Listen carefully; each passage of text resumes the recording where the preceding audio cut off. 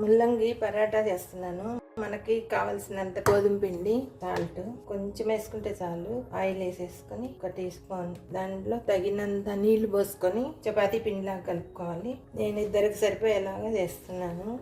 ఇలా కొంచెం బాగా లూజ్గా కలిపేసి పక్కన పెట్టుకున్నాము. కొద్దిసేపు నానుతుంది. ఈ లోపల కర్రీ చేసుకోవాలి. కొంచెం ఆయిల్, 3 టీ స్పూన్లు, దానికి కొంచెం జీలకర్ర వేస్తున్నాను. అల్లం ముక్కలు కొంచెము, 1 పచ్చిమిర్చి, ముల్లంగి ఆకుల్ని కూడా వేస్తున్నాను. కొంచెం లేతవి వేసుకుంటే బాగుంటుంది, ఆరోగ్యానికి మంచిది. దాంట్లోకి ఇంత కొత్తిమీర సన్నగా కట్ చేసుకున్నాము. కొంచెం వేగుండాలి. చిన్న ఈ 2 ముల్లంగిలు ఇలా సన్నగా తురిమేసుకున్నాము. పెద్దదైతే 1 వేసుకోవచ్చు. మనము ఎంతమందికి చేసుకుంటున్నామో అంత. పచ్చిది కూడా వేసి పిండిలో కలిపేసి కూడా చేస్తారు, కానీ పిల్లలకి నచ్చేలాగా చేస్తామని నేను ఉడికించి ఇలా వేయించి చేస్తున్నాను. చిన్నపిల్లలు ముల్లంగి వాసన తినరు.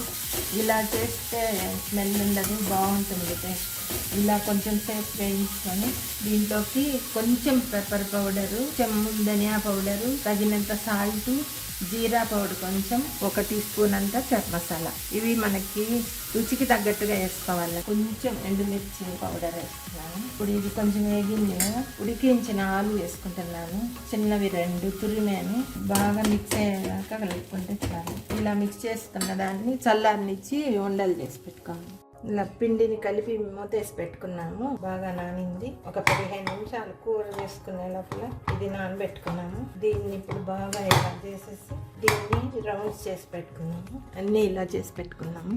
ఇలా ముల్లంగి కూడా బాల్స్ చేసుకున్నాము చల్లారిన తర్వాత. చేత్తో ఇలా చేసుకొని కొంచెం మందంగా ఉంటే మధ్యలో బాగా రుద్దేటప్పుడు పగిలిపోకుండా వస్తాయి. ఆ కూర బయట కనపడకుండా ఉంటాయి.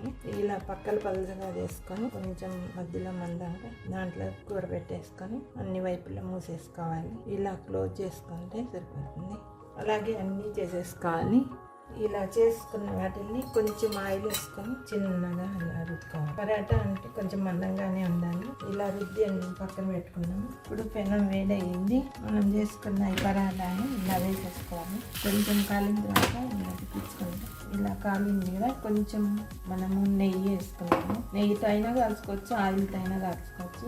పొంగుతూ బాగా వస్తుంది. ఇలా కాల్చుకుంటే సరిపోతుంది. ఇలాగే అన్నీ వేసుకోవాలి. ముల్లంగి పరాటాలు అన్నీ ఇలా కాల్చుకున్నాము. మంచి కలర్ వచ్చాయి, బాగా కాలాయి పరాటాలు, బాగా పొంగాయి కూడా. ఇలా చేసి చూడండి, బాగుంటే ఎలా ఉందో చెప్పండి.